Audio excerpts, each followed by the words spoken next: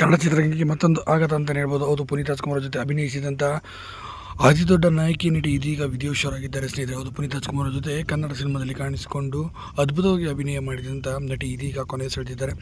ತೀವ್ರದರ ಹೃದಯಘಾತವಾಗಿ ಕೊನೆ ಸೆಳೆದಿರುವಂಥ ಘಟನೆ ಈಗ ನಡೆದಿರುವಂಥದ್ದು. ಹಾಗಾದ್ರೆ ಯಾರು ಈ ನಟಿ ಅಂತ ನೋಡ್ತಾ ಬಂದರೆ, ಈ ನಟಿ ಬೇರೆ ಯಾರೂ ಅಲ್ಲ, ಹುಡುಗರು ಸಿನಿಮಾದಲ್ಲಿ ಕಾಣಿಸಿಕೊಂಡಿದ್ದಂಥ ಶಫೀಲಾ ಜರಿವಾಲಾ ಅವರು. ಶಫೀಲಾ ಜರಿವಾಲಾ ಅವರು ಕೇವಲ 36ನೇ ವಯಸ್ಸಲ್ಲಿ ತೀವ್ರದರ ಹೃದಯಘಾತಕ್ಕೆ ಒಳಗಾಗಿ ಕೊನೆ ಸೆಳೆದಿದ್ದಾರೆ ಎಂಬ ಮಾಹಿತಿ ಬರ್ತಿರುವಂಥದ್ದು.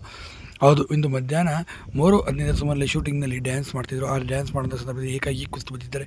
ತಕ್ಷಣ ಹತ್ತಿರದಲ್ಲಿದ್ದಂಥ ಆಂಧ್ರದಲ್ಲಿ ಖಾಸಗಿ ಆಸ್ಪತ್ರೆಗೆ ಸೇರಿಸಿದ್ದಾರೆ.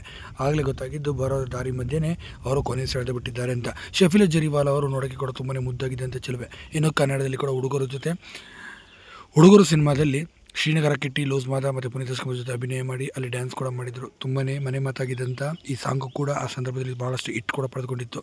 ಇಷ್ಟು ಚಿಕ್ಕ ವಯಸ್ಸಿನಲ್ಲಿ ನಟಿ ಈ ರೀತಿ ಹೃದಯಘಾತದಿಂದ ಕೊನೆ ಸೆಳೆದಿರೋದು ನಿಜಕ್ಕೂ ಕೂಡ ಮತ್ತೊಂದು ಆಘಾತಕಾರಿ